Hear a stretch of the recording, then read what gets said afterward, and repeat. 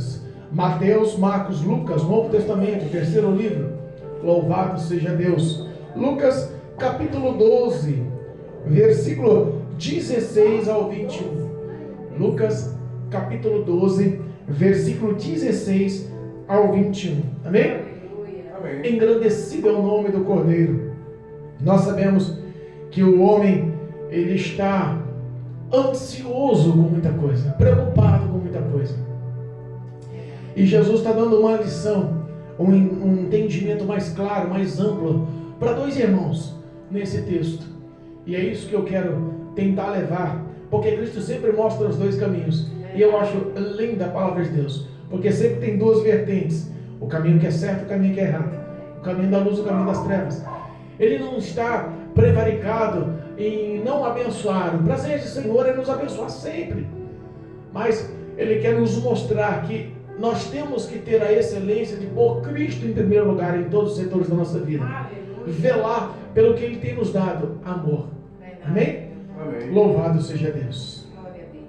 Lucas capítulo 12, versículo 16 diz assim: E propôs-lhe uma parábola dizendo: A herdade de um homem rico tinha produzido com abundância. E arrazoava ele entre si dizendo: Que farei? Não tenho onde recolher os meus frutos. E disse-lhe: Farei isto: derribarei os meus celeiros e edificarei outros maiores, e ali recolherei todas as minhas novidades e os meus bens. E direi à minha alma: Alma, tens em depósito muitos bens para muitos anos. Descansa, come, bebe e folga. Mas Deus lhe disse: Louco, esta noite te pedirão a tua alma, e o que tens preparado para quem será? Assim é aquele que para si ajunta tesouros e não é rico para com Deus. Amém, igreja? Louvado seja Deus, irmãos. Podemos aceitar? Deus, em tua magnitude e sabedoria, sempre tem algo especial para nos mostrar, sempre tem algo especial para nos direcionar. A palavra de Deus, ela nunca volta vazia, ela nunca volta sem nenhum tipo de efeito, ela sempre é eficaz, ela sempre tem uma lição para nos ensinar. E todas as vezes que a gente para meditar no que Deus tem para nos ensinar, pode ter certeza que tem um encaixe desse aprendizado no futuro. Eu costumo dizer que tudo que eu prego, Deus me faz viver. Tudo que eu prego, Deus me faz passar pelas mesmas circunstâncias. E é por isso que essa palavra é tão importante na minha vida. E por isso que eu quero velar e honrar tanto o poder dessa palavra na minha vida. E ser canal de bênção, para que todos aqueles que ouçam essa palavra gerem no coração uma fé adequada para agir com justiça e fé. Porque a Bíblia nos ensina para a gente buscar primeiramente o reino dos céus e a sua justiça. E todas as demais coisas do Senhor não acrescentada. Mas repara que Ele bota em primeiro lugar os céus. Ele bota em primeiro lugar o que vem dos céus. Jesus, ele foi indagado por dois irmãos. E esses dois irmãos estavam para receber uma herança. O pai faleceu. E o pai faleceu e um dos irmãos, o mais velho, tomou posse da herança. E o irmão mais novo esperava uma repartição justa.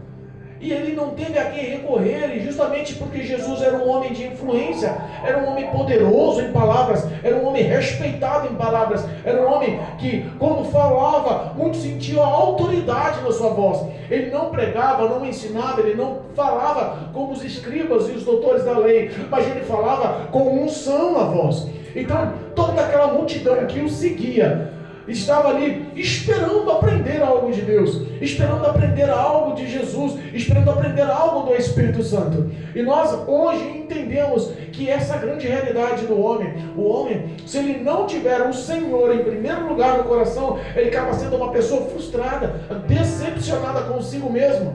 Porque muitas das vezes nós entendemos que a decepção vem de fora para dentro. Mas não, a realidade é que vem de dentro para fora. Nós se decepcionamos muito mais conosco mesmo do que os outros nos decepcionam. Nós se cobramos muito mais do que os outros cobram a gente. E foi a verdade desses irmãos. Um deles entrou em pauta com Jesus e falou: Senhor, faça com que ele me dê a parte da minha herança que seja justo nessa repartição. E o Senhor repreendeu ele e alertou ele pela avareza. E é isso que a gente vai tentar entender um pouco. Quando a gente vê a origem, o nascimento, o crescimento, a gente tenta mostrar a verdade que para nós é aceitável, para a sociedade é aceitável.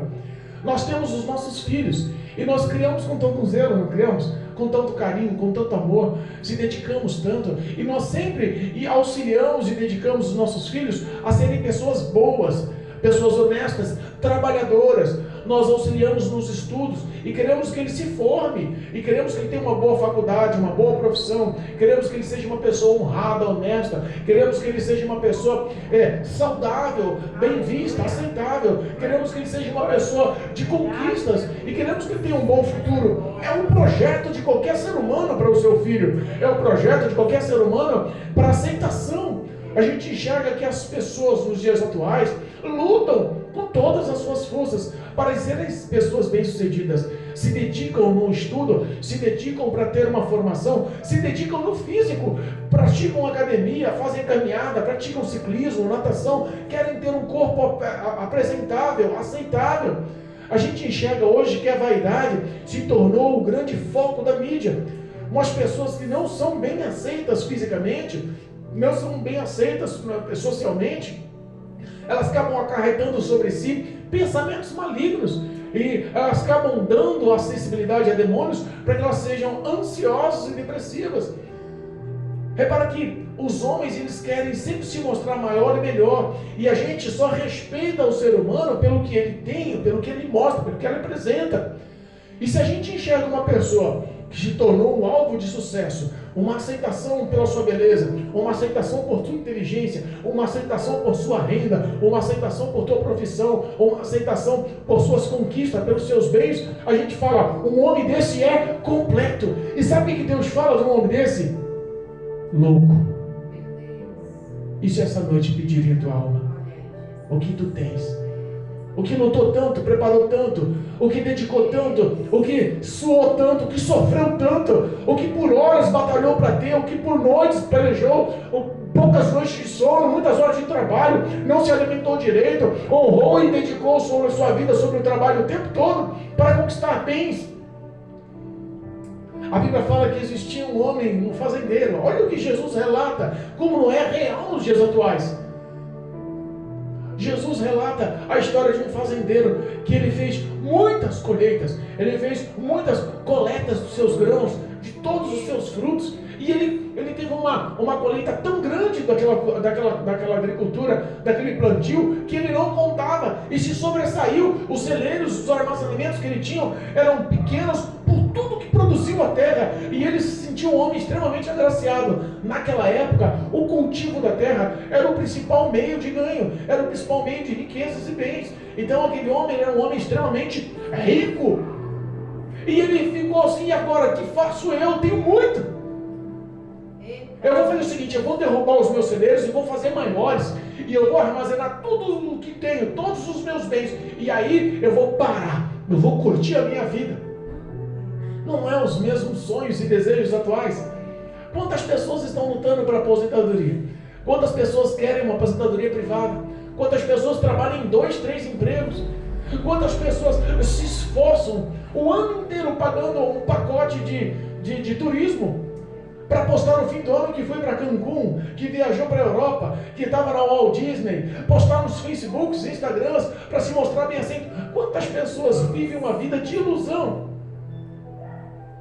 Repara que quando a gente passa por esses momentos festivos de fim de ano, Natal, Ano Novo, festividade, viagens, férias escolares, férias dos trabalhos, a gente enxerga que todo mundo quer mostrar uma ostentação. Vou trocar de carro, eu vou reformar minha casa, eu vou fazer aquela viagem, eu vou comprar aquele eletroeletrônico. Sabe aquela? É um momento de ostentação, é um momento de glamour, é um momento de se mostrar apto e capaz perante a sociedade. Entendeu? Era o que aquele homem estava deleitando. Era o que Jesus estava tentando mostrar para aqueles dois irmãos. Olha, acautelai-vos da avareza. Porque tudo que você planta aqui, tudo que você colhe aqui, vai ficar aqui. E aí ele fala, bom é o homem acumular riquezas nos céus.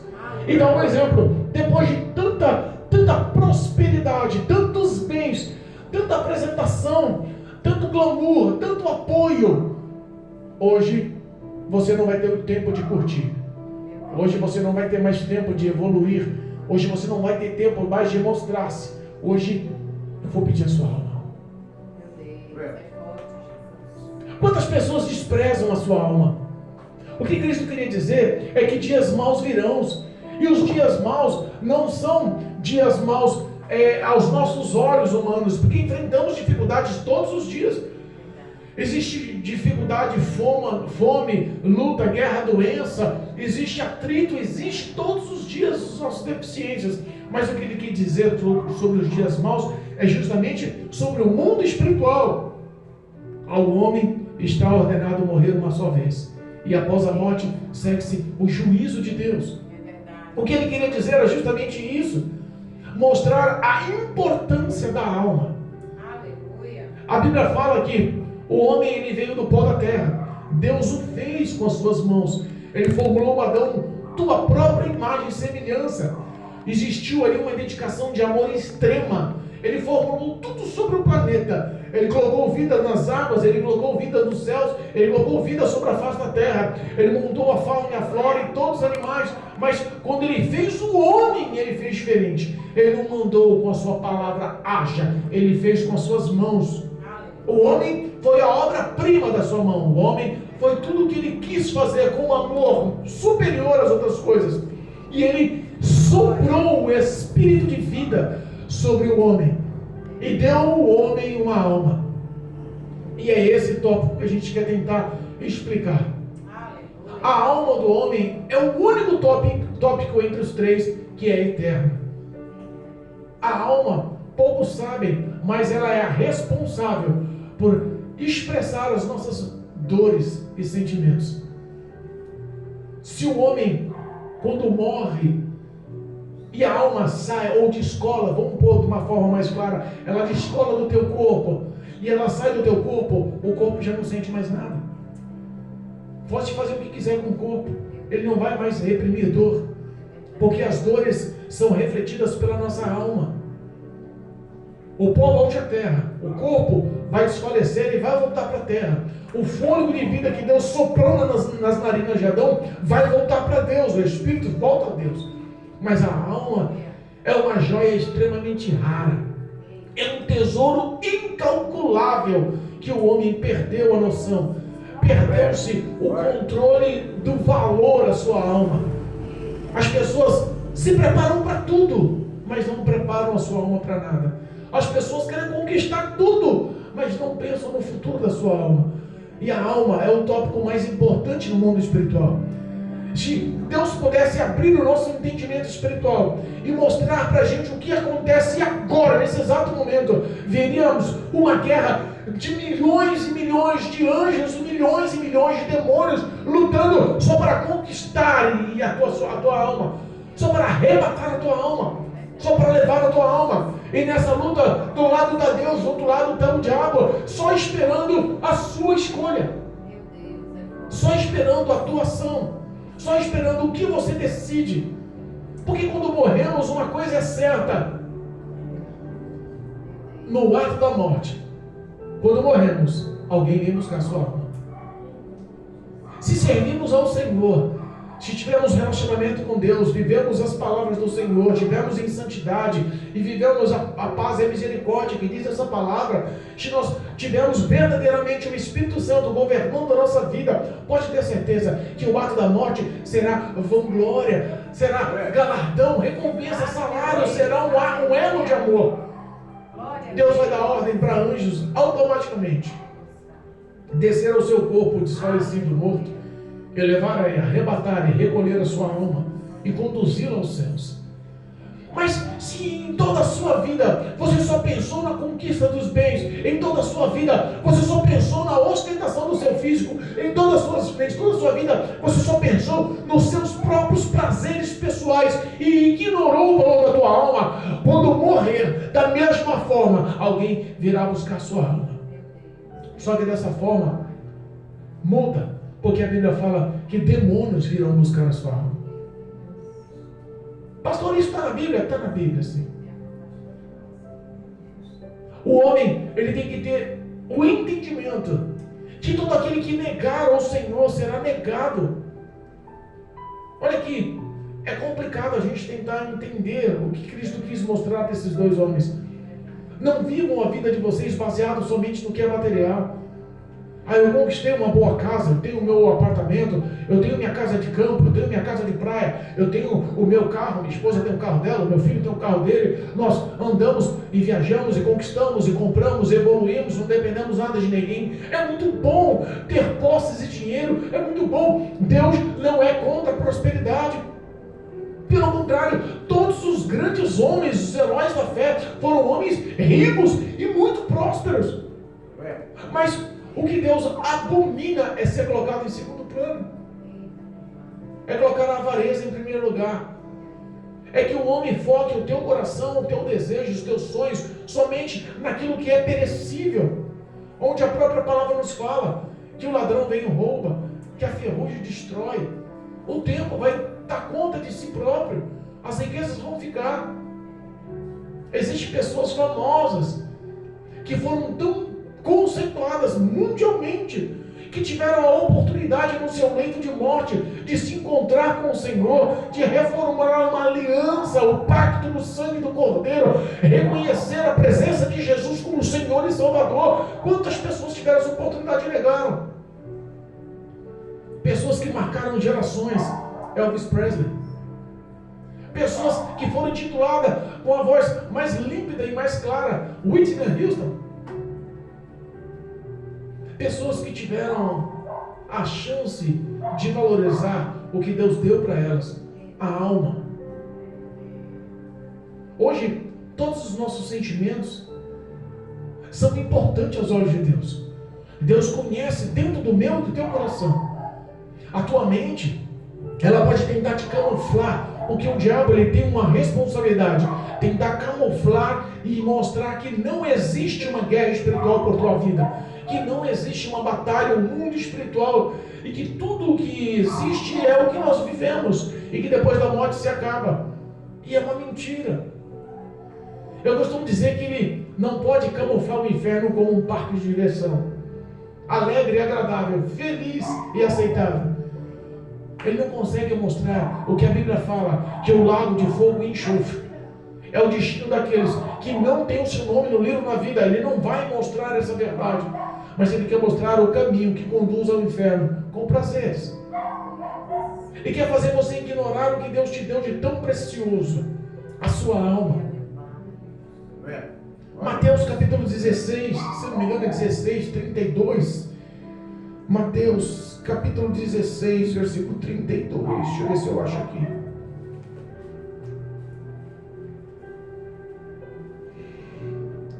Louvado seja Deus.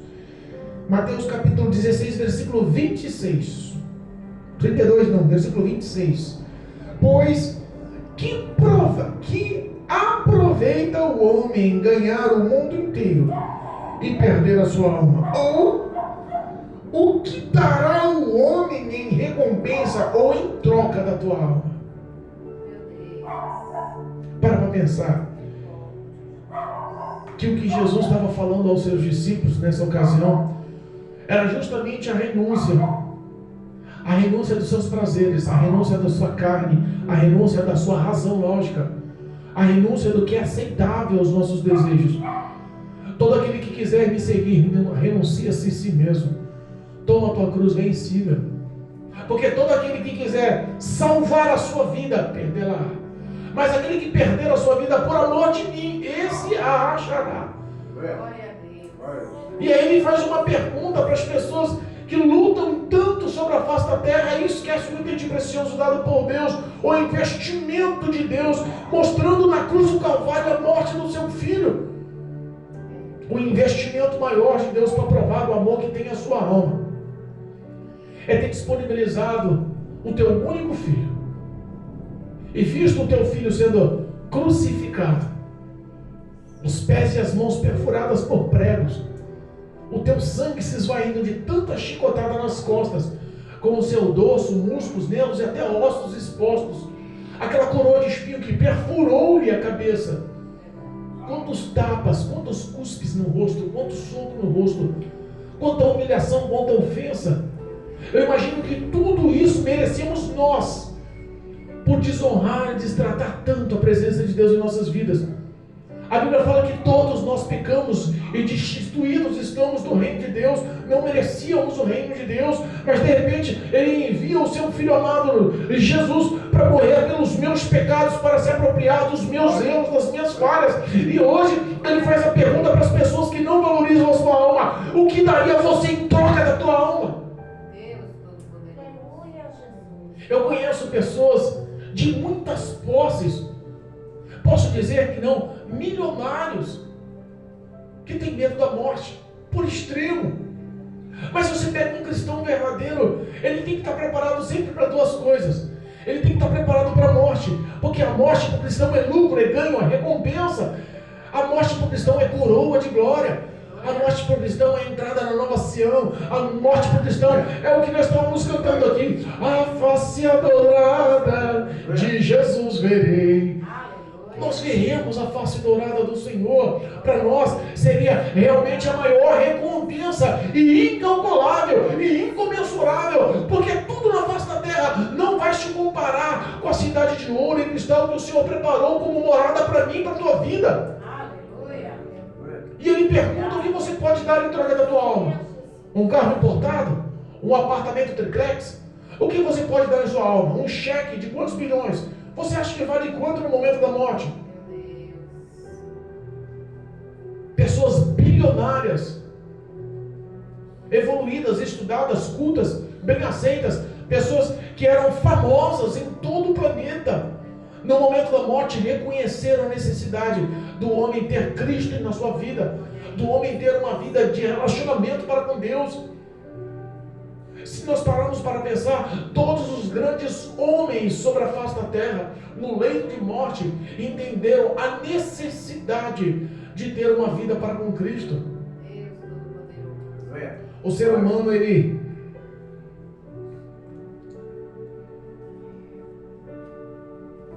o ser humano é muito ingrato. E eu faço parte desse tema, desse tópico, tá, irmãos? Muitos pensam que pastor é imune a pecado, porque o pastor está pregando aqui, ele é o exemplo de santidade. Não é não, irmãos. Pastor é ser humano. A Bíblia me afirma que todos os dias pecamos. E se alguém falar que não peca, é mentiroso, não há verdade nele. Mas o pastor é aquele que não intercede só por si, mas intercede também pelas pessoas ao qual Deus determinou ele de cuidar. O pastor, ele intercede com a tua alma, porque o prazer dele é se apresentar perante o Senhor, mostrando a sua família, mostrando todos os membros da igreja. Está aqui, Senhor, o Senhor me deu para cuidar. Mas se em tudo isso a igreja for salva, a família só for salva, mas eu não tiver a verdade de viver essa palavra e valorizar o que Cristo me deu, a morte na cruz do Calvário em meu lugar, a salvação em meu lugar, a apropriação dos meus pecados e iniquidades no seu lugar, se eu não viver essa palavra da mesma forma que eu prego sobre os dois caminhos, o caminho da verdade e o caminho das trevas, da salvação e da perdição, eu da mesma forma, se não viver essa palavra, eu vou ser conduzido ao erro, ao pecado e automaticamente a viver a eternidade distante do Senhor. Nós temos uma verdade oculta no nosso coração, de achar que nada é tão importante. Cristo, ele queria mostrar para aqueles jovens que a vida não resumia só em bens. E aí eu pergunto para você essa noite: será que a gente tem valorizado realmente o relacionamento das nossas vidas para com Deus? Com essa visão, com essa plenitude? Porque a influência que o mundo nos dá parece que é muito mais forte do que a gente dá ao mundo. A Bíblia fala que nós somos sal da terra e luz do mundo. A luz, ela não se perde em trevas. Não importa aonde você ande, O seu semblante sempre vai mostrar a tua cabeça em pé, a glória de Deus na sua vida, o caráter forjado por Deus na sua vida. Não importa a podridão que existe no mundo, que tenta te infectar, te contaminar, mas somos sal. O sal, ele prevalece, ele evita a podridão do pecado. E digo mais, o sal, ele dá sede. Nós somos sal e nós temos a fonte da água da vida em nosso coração, em nossas vidas. Nós verdadeiramente temos que matar a sede. Nós somos sal da terra, não nos contaminamos com o pecado do mundo e levamos essa verdade para matar a sede espiritual de muita gente. Eclesiastes capítulo 11, no versículo 7 em diante, diz assim, ó: verdadeiramente suave é a luz, e agradável é aos olhos ver o sol. Mas se o homem viver muitos anos, e em todos eles se alegrar, também se deve lembrar dos dias das trevas, porque hão de ser muitos. Tudo quanto sucede é vaidade. Alegra-te, jovem, na tua mocidade, e alegra-se o teu coração nos dias da tua mocidade, e anda pelos caminhos do teu coração, pelas vistas dos teus olhos. Sabe, porém, que por todas estas coisas te trará Deus a juízo. Os nossos olhos nos contaminam, os nossos pensamentos nos contaminam. Existe uma guerra feroz, travada, dos desejos da minha carne, dos meus prazeres. Hoje estava falando do Evangelho por muito tempo, a gente ficou umas horas ali falando de Jesus, para uma pessoa que veio visitar, muito querida, veio visitar o meu lar hoje. E eu falei para ela, eu dei um exemplo muito simples, mas verdadeiro. Falei, vem cá, nós estamos ficando velho, gordinho, barrigudinho, e nós temos prazer em comer. Temos ou não temos prazer de comer?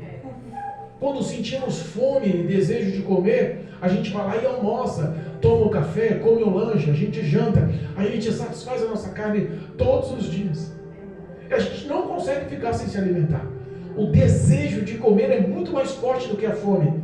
Não comemos por fome, comemos porque sentimos apetite, desejo pela comida. O cheiro te instiga, aquela roncadinha na barriga, é porque o cheiro, o olhar, você vê, sabe? Aquele feijão fresquinho, aquele arroz soltinho, aquela mistura cheirosa, aquela salada bem feita no prato, você enxerga, você fala, meu, que vontade de comer. O desejo da nossa carne, ele não abrange só a satisfação do alimento do nosso corpo, ele abrange todos os setores da nossa vida. A nossa carne deseja tudo de melhor. A nossa carne deseja uma boa noite de sono. A nossa carne deseja bons e bonitos e na moda, roupas elegantes. A nossa carne não está afim de sacrifício, está afim de andar de carro, não quer andar a pé. A nossa carne, não é verdade? Está afim de um lazer de vez em quando. Não, só trabalhar não, eu quero satisfazer minha carne. Eu vou para um shopping, vou pegar um cinema, vou para a praia. A nossa carne tem nossos desejos de prazeres, mas a nossa carne também tem um desejo do mal. A nossa carne quer ter razão em tudo. A nossa carne quer bater de frente. A nossa carne não quer perdoar. A nossa carne quer guardar a maldição. A nossa carne, ela elege a nossa razão como prioridade. A nossa carne, ela não pode, ela não consegue, ela não sabe ser bondosa. E aí, é o que nós lemos aqui. Jovem, continua andando pelos desejos do seu coração. Continua fazendo tudo que os seus olhos mostram que é certo. Mas lembre-se que um dia tudo isso acarretará no juízo contra ti perante Deus. E no último versículo aqui, o versículo 10, ele dá um conselho. O próprio Deus dá um conselho. Afasta-te, Eclesiastes 11, versículo 10. Afasta, pois, a ira do teu coração e remove da tua carne o mal, porque a adolescência e a juventude são vaidades. A tua razão vai passar. A maldade que você guardou no coração vai passar. E sabe na onde se reflete todos esses prazeres e todas essas abominações malignas? Na tua alma. É a tua alma que reprime e guarda todos esses sentimentos. Se você tomar um tapa no rosto, vai arder e doer. Você pode sentir por uns 2, 3 dias. Mas se você for traído e magoado, ofendido, aquela mágoa, se você não liberar perdão, ela vai perdurar por 2, 3, 10, 15, 20, 30 anos, o resto da sua vida. A sua alma vai guardar esse sentimento. Vai ou não vai? Todas as vezes que tocar no assunto, ou que você vê alguma coisa que lembre, a tua alma vai gritar: doeu de novo. Lembra do que Jesus sofreu? A tua alma é o tópico mais importante na história da tua sobrevivência. A tua alma, ela é batalhada e guerreada, porque Cristo tem um projeto eterno para a tua alma. O diabo, ele não quer mostrar a verdade. Você é importante para Deus. O diabo não quer mostrar a verdade. Ele mostra na tua cabeça, porque eu já passei por isso. E falo por vivência. Antes do resgate que Cristo fez na minha vida, antes do Senhor investir em minha vida, antes, quando eu estava vivendo um mundo de trevas, no meio da escuridão, no lodo do pecado, afundado no meio do pecado, que já não tinha mais esperança, que os meus pensamentos eram somente suicídios, Deus mostrou para mim o outro lado da moeda. Você é amado. Eu amo você. Não importa que a sociedade te recuse. Não importa que a tua parentela, em vez de te apoiar, se torne os seus maiores inimigos. Não importa o apontamento e nem o que você fez, eu não levo em consideração, porque eu dediquei toda a minha vida por tua alma. E as mãos poderosas de Deus foi e me resgatou. Restituiu a minha vida com Deus, restituiu a minha vida com a minha família, com minha esposa e com o meu filho. Hoje eu posso dizer que sou feliz, porque sinto a minha alma resgatada. E quantas pessoas estão nos assistindo agora pelo YouTube? Quantas pessoas estão nos ouvindo pelas vizinhanças?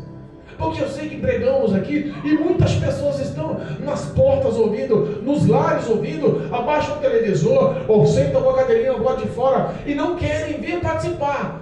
Algum bloqueio maligno, alguma resistência maligna ainda prende, mas nós estamos clamando e orando ao Senhor para que esse vínculo maligno caia por terra e as pessoas aprendam a reconhecer a necessidade do homem perante Deus. Porque todo aquele que me reconhecer perante os homens, eu o reconhecerei perante o meu Pai que está nos céus. Jesus, ele é fiel, advogado fiel, amigo. Ele quer ser nosso amigo. Porque nada passa desapercebido e ele não permite, e ele não aceita, e ele não quer que você viva esse sofrimento, essas percas, essas dores. Quantas pessoas estão nos lares agora que não conseguem mais ter a comunicação dentro do lar? Quantos esposos estão sendo traídas? Quantas esposas estão sendo magoadas? Quantas agressões físicas e verbais? Quantos filhos se perderam? Qual é a falta de relacionamento que está acontecendo, que está lhe trazendo todo o tipo de prejuízo psicológico e emocional? O teu coração está bombardeado com a falta de perdão, com a dor, com a mágoa, com a raiz de amargura. As necessidades estão batendo, a doença está assolando, parece que a família inteira, parece que todo dia alguém fica enfermo, fica doente, passa mal, tem que ir para o hospital, as suas finanças não rendem. Parece que você recebe um bom dinheiro, mas bota tudo num saco furado, nunca prospera, nunca sai daquilo. E Deus, Ele simplesmente quer que você entenda, você é muito mais importante do que tudo sobre a face da terra. E se para você ser feliz e me reconhecer como Senhor e Salvador, você precisa de uma vida próspera e abençoada, eu estou prontificado a te abençoar e te prosperar. Mas eu quero simplesmente o reconhecimento que sou o teu Senhor e Rei, o teu Salvador. O que Cristo quer não é muito, é só ser amado, porque Ele nos ama, e Ele nos amou primeiro, mesmo sem méritos e créditos, porque é fácil amar quem te ama, é fácil abraçar quem quer te abraçar, mas a pessoa que realmente não tem caráter e que é maldosa, ímpia, você quer afastamento de uma pessoa dessa. E aí a diferença, Cristo nos ensina a ser imitadores dos seus passos sobre a face da terra. Toda vez que vivemos essas palavras e praticamos essa verdade, a Bíblia fala que as bênçãos do Senhor correm atrás de nós. A Bíblia fala que tudo de bom vai correr atrás de nós. Nós não precisamos de correr atrás de nada. Mas o que é ser uma pessoa próspera? Não é nos dias atuais tantas conquistas, porque parece que as pessoas que não são prósperas estão rodeadas de amigos, como Jó era. Jó tinha muito, era riquíssimo, o homem mais rico daquela época, o homem mais rico do Oriente, o homem rodeado de amigos, de bens, feliz com a família, quando ele entrou em ruína, porque Deus assim permitiu. Os amigos chegaram nele e falaram: vai, Jó, não existe maldição sem causa, o que você fez? Qual foi o seu pecado? E às vezes não é nem ação de pecado, não é ação demoníaca, é Deus querendo te provar, só para que você valorize a sua alma. É só para Deus valorizar a sua alma. Deus quer te fazer próspero e feliz, mas Ele não quer que você tome a prosperidade, não quer que você tome a bênção com um tópico de visão maior do que o abençoador, porque as pessoas hoje inverteram os valores. Não, eu quero ir para a igreja para ser abençoado. É esse Deus na sua vida. Não, Deus, Ele é Pai, Ele abençoa e está bom. Não quer mais nenhum tipo de satisfação a dar para Deus. Não quer mais nenhum tipo de obediência para com Deus. Nós enxergamos que as pessoas reconhecem Deus, mas às vezes reconhecem de uma forma errada. Sabe por quê? Porque não conhecem as Escrituras. Eu conversei com uma missionária há um tempo atrás, e ela falou: pastor, uma outra missionária, e ela falou: pastor, eu não prego, o meu negócio é com criança, lá na Vila Nive, o meu negócio é só com criança. Ela tinha um carinho, um afeto, um prazer tão grande, todas as igrejas que chegavam, ela procurava as crianças, o negócio dela era cuidar de crianças. Mas eu não prego a palavra. Mas como você é missionária e não prega a palavra? Você: eu gosto só de criança. Mas você, para ser consagrada e ungida, um pré-requisito mínimo, diz a palavra, que é você manusear bem a espada da verdade. É o mínimo que você tem. Não adianta você só cuidar de crianças. Se alguém chegar para pedir um conselho, uma orientação, uma palavra de Deus, e você fala: não, não prego, eu não falo, eu não sei. Então, a verdade é essa, que nós às vezes erramos, porque não se dedicamos mais à verdade. Se você perguntar para uma dona de casa como que ela tempera um feijão, ela vai saber de cor. Se você perguntar para um rapaz qual que é o teu time de futebol, ele vai falar. Quem que é o goleiro? Ele vai falar. Quem que é o atacante? Ele vai falar. Quem que é a defesa? Ele vai falar. Quantos títulos já tem? Ele vai falar. Mas se perguntar: e sobre o livro tal de Salmos, assim, rapaz, então eu não sei não. E às vezes está 10, 15, 20, 30 anos na igreja. É porque não se dedicam mais a ter o prazer em conhecer. E o conhecimento gera justamente essa intimidade que Deus quer com o homem. Porque Deus te conhece em todos os setores. Não importa onde você esteja, os olhos do Senhor te acompanham. E o que Ele quer é que você se sinta amada e no centro do amor.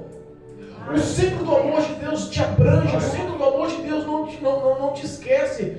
Você não é perdido.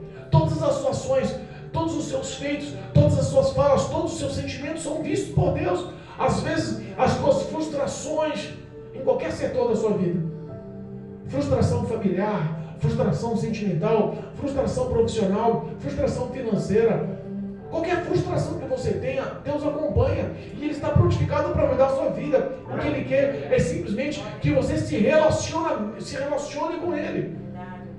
Sabe aquela história de ser verdadeiro? Espírito Santo, eu não tenho força, mas me ajuda. Espírito Santo, eu continuo falhando nisso, me ajuda. Espírito Santo, eu continuo te entristecendo nisso, não quero não, eu quero te alegrar, mas eu continuo errando, me dá forças. O que Deus quer é a dependência do homem para com Deus. Sabe por quê? Porque os meus pensamentos são pequenos, Ele não está pronto a dar o que eu quero, porque as orações que pedimos, as bênçãos que pedimos, às vezes Deus não atenta, porque não é o que Ele quer dar, Ele quer dar muito além. Ele quer dar muito além. Há um tempo atrás eu estava ansioso para comprar um carrinho. A vida inteira com o carro. E eu: Deus, um carrinho 95 tá bom, 97 tá bom. Vou ficar feliz. E às vezes Deus não atenta a uma oração dessa, porque Ele não quer dar um carrinho pequeno. Ele não quer dar um carrinho antigo. Ele não quer dar um carrinho cheio de problemas. É a mesma coisa com a gente. Qual é o teu relacionamento com Deus? O que Deus quer é que verdadeiramente você dependa dEle em espírito e em verdade. Ser adorador de Deus é ser um adorador com tudo que você tem. É como um livro aberto, os olhos podem passar página por página e ler, porque nada está apagado, está tudo escrito.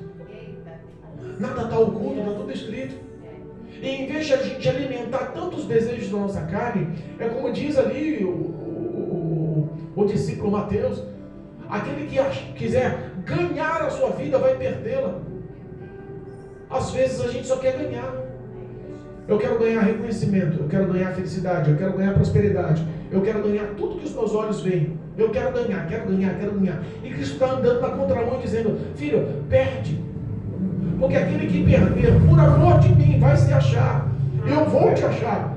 Eu vou mudar a sua história. Eu só quero uma ação de fé. Às vezes nós insistimos em fazer do nosso próprio jeito. Quantas pessoas a gente enxerga na Bíblia que tentaram dar uma mãozinha pela promessa que Deus fez e se frustrou? Deus prometeu a Abraão um filho com Sara. Sara falou assim, não vai ser comigo não. Toma aí a serva Agar. Foi dar uma mãozinha. Acarretou o quê? Jonas, vai lá Jonas, prega minha palavra com Nínive. Vou nada, aquele povo tem que morrer mesmo, vou para Tarsis.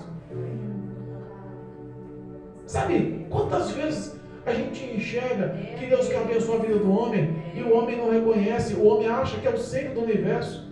Lembra de Elias na caverna? Elias, o que você está fazendo aí, Elias? Senhor, eu estou aqui porque Jezabel está mandando matar todos os profetas, já passou a espada na cabeça de muito, não vai sobrar ninguém, e se me matarem, quem o Senhor vai usar para falar com esse povo? Elias, igual a você, 7.000 ainda não se dobraram. Deus não depende do homem para abençoar. Ele, pelo contrário, ele quer andar na contramão. Se você acha que a tua prosperidade, a tua felicidade, a tua paz é por esse caminho, esquece. Deus vai arrancar tudo de você, só para que você reconheça a tua dependência de Deus. E quando ele faz perfeito, porque a vontade de Deus ele é boa, perfeita e agradável. Os pensamentos dele são maiores, os caminhos dele são maiores, porque ele conhece tudo o que te satisfaz. Deus quer mudar a tua vida. E ele quer que você valorize não a sua vida material, mas a sua vida espiritual. A sua alma é o tesouro máximo que está sendo lutado e guerreado por anjos e demônios. E o teu destino haverá uma recompensa, boa ou má. Cabe a você decidir. Deus respeita o livre-arbítrio. E eu insisto para você que está nos assistindo pelo YouTube, não importa o tamanho da tua dificuldade. Pastor, o senhor não sabe o que eu estou passando. Não tem problema, Deus sabe. O senhor não sabe a crise que eu estou vivendo. Não tem problema, Deus sabe. O senhor não sabe o tamanho da enfermidade, a UTI, o médico já desenganou. Não tem problema, Deus sabe. O senhor não sabe a mágoa, a dor, a tristeza. O senhor não sabe como quer viver na perca, no sofrimento, na frustração. Deus sabe. E Ele está prontificado hoje para abençoar a sua alma. Porque da mesma forma que a alma sente as dores, ela se regozija também na alegria, ela se regozija também na paz, ela se regozija também com a presença de Deus em sua vida. O que Deus quer é estender as mãos e mostrar para você, você não está só. Eu quero te guiar no meio desse caminho áspero, nesse caminho tão tortuoso, com tantos obstáculos, com tanta dificuldade. As minhas mãos estão segurando nas tuas, a outra mão eu vou limpando o caminho, eu vou tirando toda a aspereza, toda a brutalidade, toda a dificuldade, todo o entulho, tudo que tenta barrar a sua caminhada. Eu faço o impossível porque eu amo você. A lágrima do Senhor nos céus, eu fico imaginando de ver tantos jovens se perdendo, né? O projeto de Deus começa com jovens, e a gente enxerga os jovens largados aí com um cigarro de maconha com tanta facilidade nas mãos nos dias atuais. A gente enxerga tantas meninas novas, bonitas, de boas famílias, se perdendo com um copo de pinga ou de cerveja nas mãos. A gente enxerga tanto homem responsável, casado, pai de família, que está perdendo a instituição da família dada por Deus, por uma prostituta, por uma mulher de esquina, num prostíbulo qualquer. Eu fico enxergando qual é a aversão de Deus a ver os seus filhos que ama tanto sofrer tanto. E sofrem porque decidem se afastar de Deus. Eu vou fazer como quero. Eu vou agir como eu acho que é certo. As minhas forças continuam sendo as principais. Não dependo. O projeto de Deus é te amar. O projeto de Deus é mudar a sua vida. Ele quis mostrar para aqueles dois irmãos que o dinheiro ia passar. Os tesouros que ele acumulasse aqui não seriam os mesmos tesouros que ele acumularia nos céus, mas que tudo teria uma recompensa. E eu profetizo em sua vida a recompensa dada por Deus por amor. Que o amor de Deus te alcance em nome de Jesus. E que o poder dessa palavra, através do Espírito Santo de Deus, possa entrar na tua mente, no teu coração e gerar os frutos que você espera. Porque o que Deus tem preparado para você é maior e melhor. Entrega o teu caminho ao Senhor, confia nele. Entrega o teu caminho ao Senhor, confia nele. Entrega o teu caminho ao Senhor, confia nele. Em nome de Jesus, largue de depender dos seus próprios pensamentos, largue de depender das suas próprias forças, largue de depender dos seus próprios sentimentos. Confia no Senhor, declara ao Senhor, ore ao Senhor. Já orou no passado com tanta intensidade.